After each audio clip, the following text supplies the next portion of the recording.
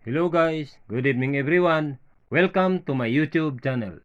Tonight, we will discuss about the series Delta. This is line 1, contactor. This is terminal 1, this is terminal 2, nakakonect sa terminal 1 and terminal 6 for line 1. Then, ang lamp, then this is out another lamp is terminal 3. Tapos connect naka-series sa terminal 6. Then another terminal sa lamp is terminal 3. Then ang terminal 3 naka-series sa terminal 5. Then lamp, ang another outside lamp is terminal 2. Naka-series siya sa terminal 5. Then another terminal sa lamp is terminal 2. Naka-connect siya sa terminal 4. Para sa terminal 4 contactor. Then ang terminal 3 for line 2. Then itong terminal 1 sa other terminal sa lamp, naka-series siya sa terminal 4. Then ang lamp, another terminal is terminal 1 para sa line 1. Then ito ang 3 at saka terminal 5 for line para sa connect sa terminal 6 sa contactor. Then ang 5 for line 3. Then another terminal, another connection of parallel delta.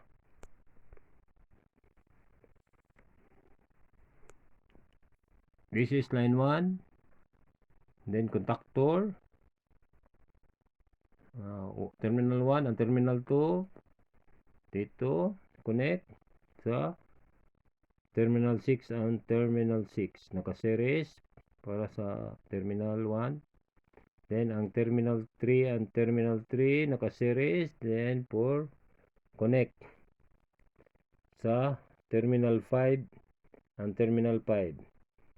And terminal, another terminal 2 and terminal 2 naka-connect siya sa terminal 4 and terminal 4 naka-series.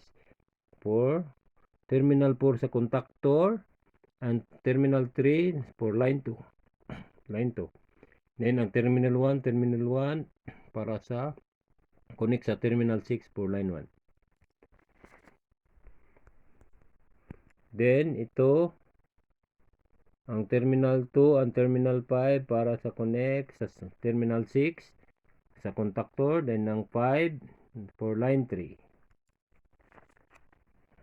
Karagay, naka-parallel, parallel, pero delta. Parallel delta.